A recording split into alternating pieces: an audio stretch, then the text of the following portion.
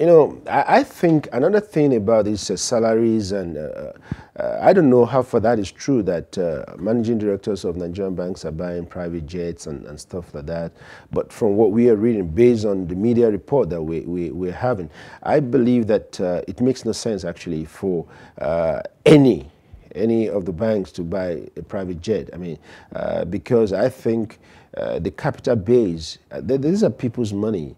I mean, this money should not be spent on such things. But if maybe in the nearest future we begin to see other things that will warrant a bank manager buying a private jet. Let me point out one thing. Anybody can buy a private jet.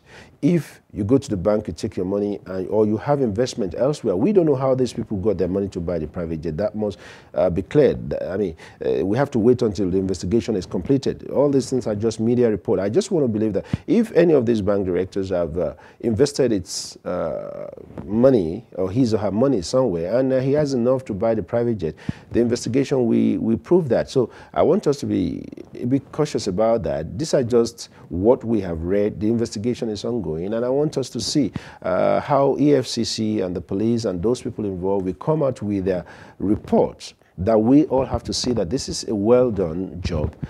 This is a well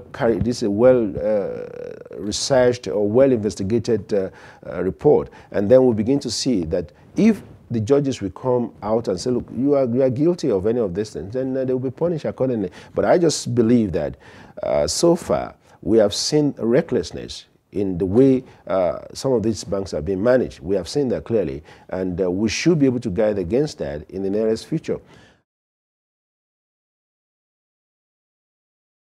Yes, for now, I think most people have lost faith in these ratings. You know, you have all these ratings. In those days, you have everybody going around picking awards here and there, the best bank of the year, the best this, the best that, and you have AA rating, B plus rating, whatever. I mean, people have lost hope in all these ratings and awards right now, because if all these AA ratings and all the kind of ratings that we have seen in the past years, it should have proved something that we're doing the right thing. And but right now, we have seen that all the ratings and all the awards are just a piece of papers that are worthless to any investor right now. So we have to be cautious as well when we see people just being shown on TV or being photographed as stars and picking up awards here and there. There's no doubt. Let me just say one thing. People deserve to be honored, and people deserve to be awarded.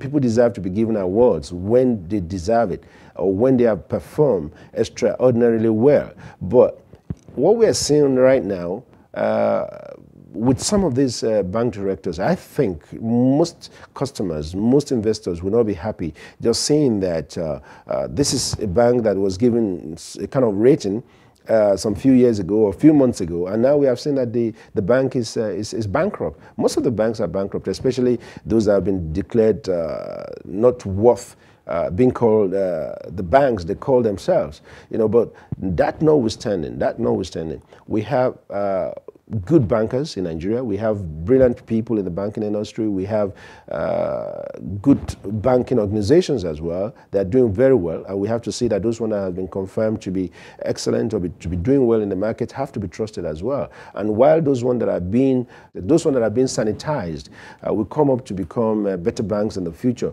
but I still believe that the Nigerian banking industry is going through a process. And this process has to be completed. And once it is completed, it will give investors all over the world the confidence to really patronize the Nigerian banking industry and to boost the economy of the nation as well. I believe, you see, let me look at one thing categorically and say this.